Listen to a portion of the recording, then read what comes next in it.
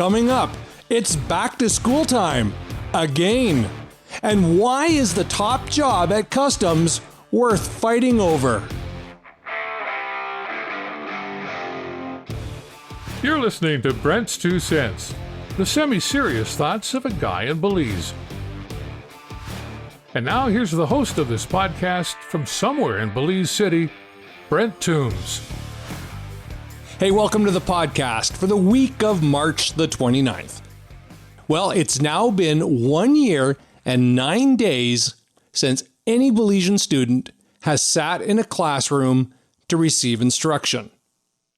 That's 54 weeks of distance learning, online classes, and let's be real, for many kids in Belize, simply the longest spring break in history.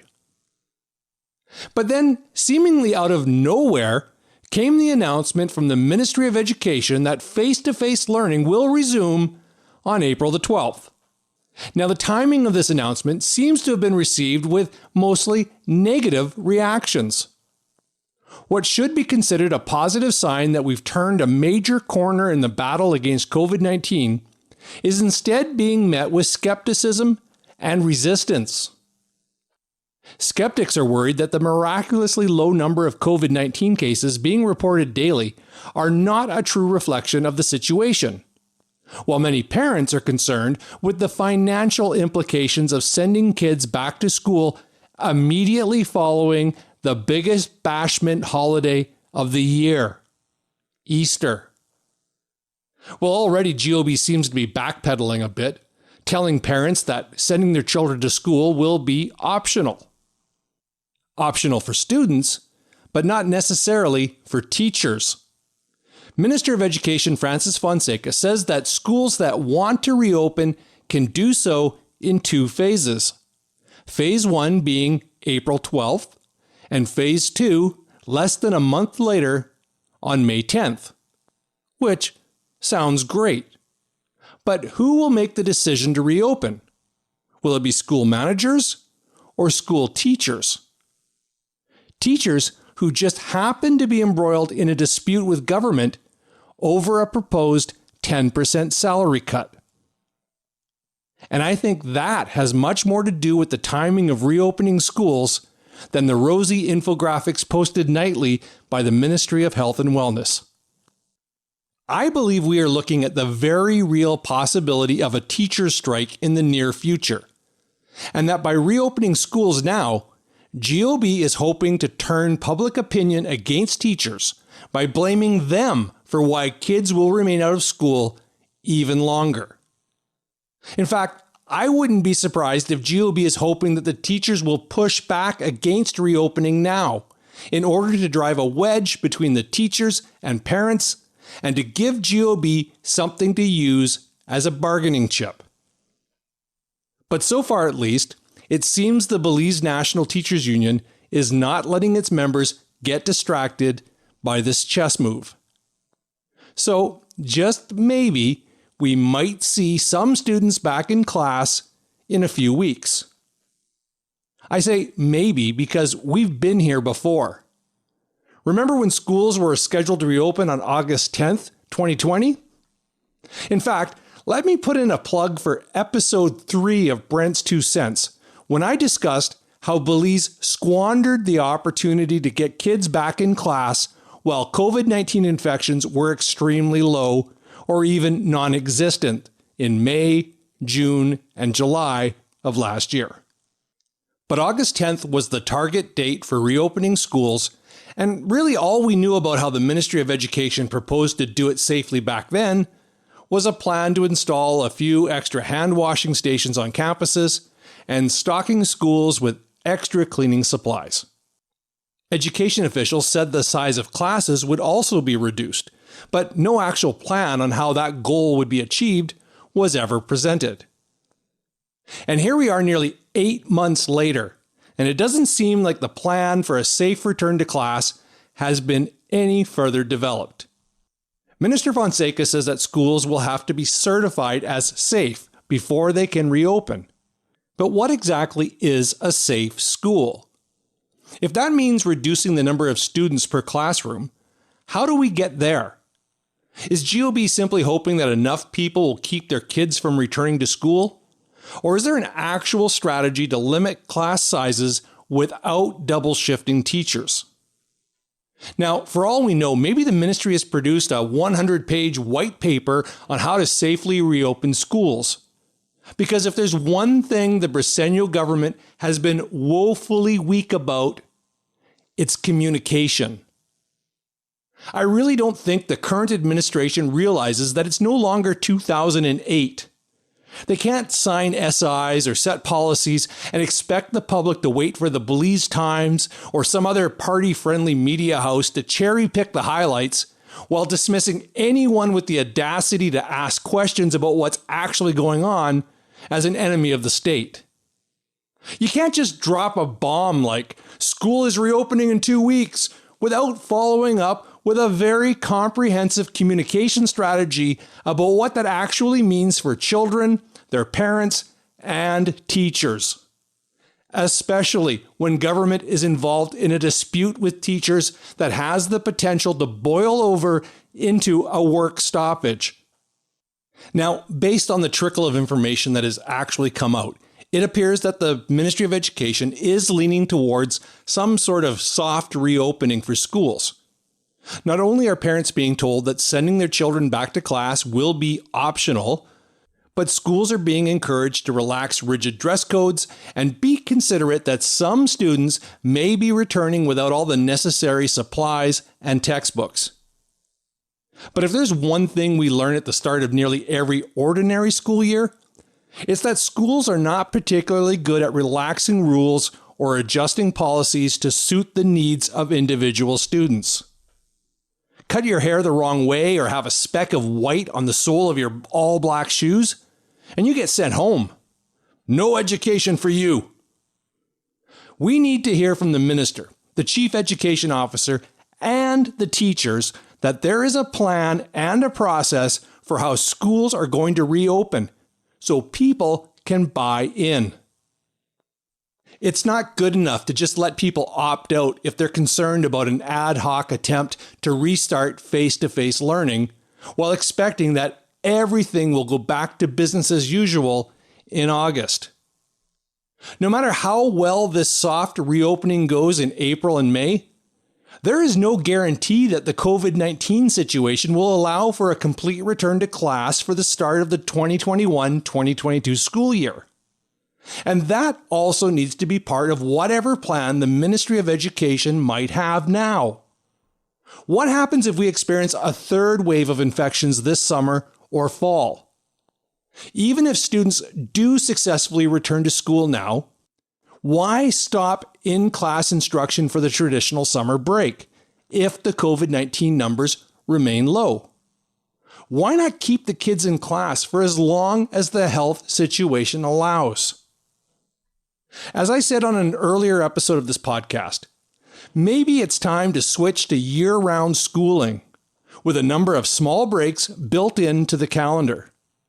And until COVID-19 is in our rearview mirror, let's take advantage of times like now when the infection rate is low and only close schools when the health situation requires it. If GOB really wants to pick a fight with the BNTU about something other than cutting wages, how about floating the idea of no more summers off for teachers? That definitely won't be popular with the rank and file of the teachers union, but it does make a lot of sense, especially during a pandemic when there are no certainties about how long schools might be able to remain open before public health concerns require them to close again. But right now, I'm not convinced that there is much enthusiasm for getting students back in classes on April 12th or May 10th, even within the Ministry of Education. Just compare the reopening of schools with the reopening of tourism. Before the first flight landed at the PGIA in October, there were months of consultations, industry training, gold standard certifications, and most importantly, communication with all stakeholders about how Belize was preparing to safely welcome back a virtual trickle of visitors. Instead, it feels like someone at the Ministry of Education just decided to throw a dart at the calendar, and it landed on April 12th. We want to hear from you. You can find Brent's 2 Cents on Twitter and Facebook at 2 Cents Belize, or email us at podcast@oshaproductions.com. That's OXA Productions with an S.com. In January of this year, Estelle Leslie was appointed Comptroller of Customs. Leslie, who has been with the Customs Department for 32 years, became the first woman to hold the top job in that department. A notable achievement for not just Miss Leslie, but for a nation that still struggles with glass ceilings. However, no sooner had the shards from the shattering of that ceiling been swept up than came a legal challenge to Leslie's promotion. Ian Haylock, the Deputy Comptroller of Customs, believes that he should have been the automatic successor to replace former Comptroller Colin Griffith. In fact, when Griffith retired, he allegedly wrote the Financial Secretary to say he was leaving Haylock in charge. Now, what makes this situation much different than, say, what happened to Dr. Manzanero is that the Comptroller of Customs is actually appointed by the Governor General on the advice of the Prime Minister. So it's not as simple as whether or not Haylock received due consideration or was denied a promotion he was best qualified or most entitled to receive. Haylock expressed his discontent for being passed over in writing to Financial Secretary Joseph Waite, but to no avail. So, Haylock decided to take the matter to the Supreme Court. Now, I'll admit I know next to nothing about Estelle Leslie or Ian Haylock, or how either has performed their duties at the Customs Department. Unlike the Dr. Manzanero debacle, I have absolutely no opinion on which person should be Belize's next Comptroller of Customs. So, why am I even bringing up this issue, you may be wondering? Well, because there is one great big enormous elephant in the room that I can't believe no one in the media is talking about.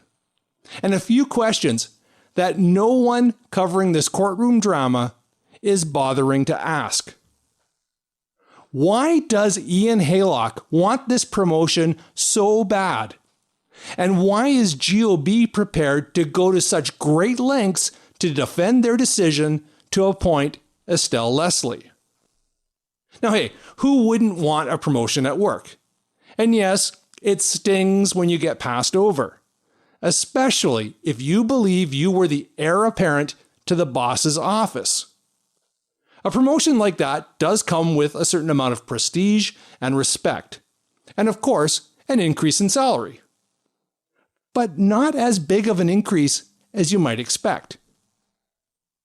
Now, I tried to find out exactly how much the Comptroller of Customs gets paid, and as a public servant, that salary should be posted. However, the most recent public service pay scale I could find online was from 2009. So these salaries won't be exactly correct, but given that there have been few increments for public workers over the past decade, I bet they are pretty close. In 2009, the Comptroller of Customs earned a maximum of $66,828 per year, while the Assistant or Deputy Comptroller earned $58,772. That's only a difference in gross pay of about $8,000 a year. After taxes, that would only be an extra $500 per month in your pocket. Now, $500 per month is not nothing, and maybe you would want to carry someone to court over that, even if that someone is the government of Belize. But at what cost? You see, this isn't small claims court where parties can just go represent themselves. This dispute is being heard by the Supreme Court of Belize, and both sides have retained some of the most senior and most expensive attorneys in the country. Representing Ian Haylock is former Prime Minister Dean Barrow and Darrell Bradley. On the other side, you have Godfrey Smith representing the government and Andrew Marshallek representing Estelle Leslie, who is named as an interested party. Barrow, Smith, and Marshallek are the kind of lawyers that can easily charge as much as $1,000 per hour for their services. Now, I don't think Bradley is in that range, but I doubt he works cheap. So this dispute is costing each side a significant amount of money. And if Haylock loses and gets stuck with the defendant's legal costs, he could easily be on the hook for $100,000 or more. Now, is that a risk you would take to get a promotion and a $500 a month bump in pay? That's just one question the media is not asking. Another is, why did GOB feel they needed to hire two of the most brilliant and most expensive private attorneys to defend the PM's decision to give the job to Estelle Leslie? Haylock is not suing the government for millions. He's just asking to be given the promotion he feels he deserves. So even if he wins, the worst thing that will happen for GOB is that they will have to promote Haylock and pay him for the couple of months he wasn't earning a slightly higher salary. Justice Westman James is expected to deliver his decision on April 16th. So if Haylock succeeds, GOB could be on the hook for 3 months of back pay, which would be about $2,000. And don't forget, 25% of that would go right back to government as income tax. Government spent more than that on lawyers during the first hour in court on Friday. So why is the job of Comptroller of Customs, that probably still doesn't pay more than $75,000 per year, so valuable that it would be argued over by attorneys that usually deal with matters worth tens of millions of dollars? Well, that's what you can consider a rhetorical question. And I'm going to leave it right there, because I can't afford even a cheap lawyer to defend me in a liable suit. But as the former area representative Michael Finnegan loves to say, don't study the noise in the market. Check your change. And that especially goes for the media covering what on the surface appears to be a rather mundane matter in the Supreme Court.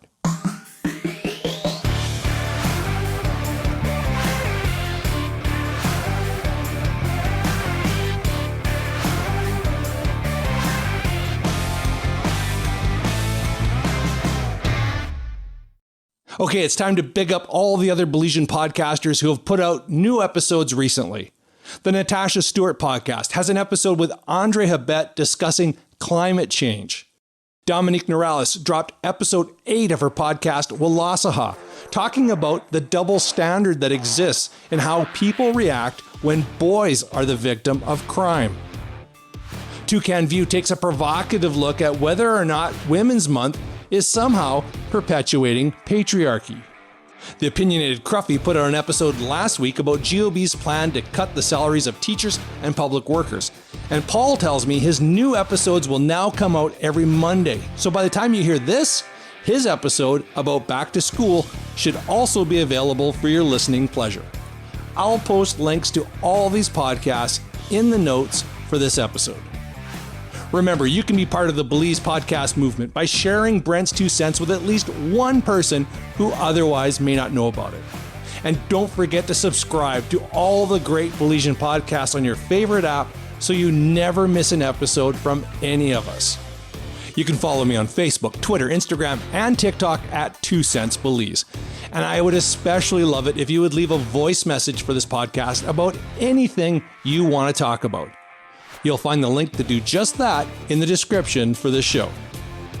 And that's going to do it for episode 30 of Brent's 2 Cents. I'm going to take the long weekend off, so there will be no new episode next week.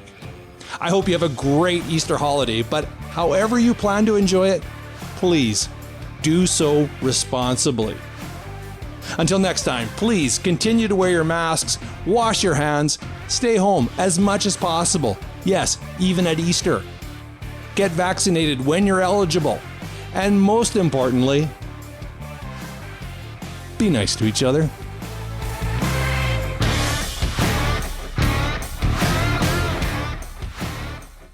Brent's 2 Cents is a presentation of OSHA Productions, Belize's affordable professional video production company.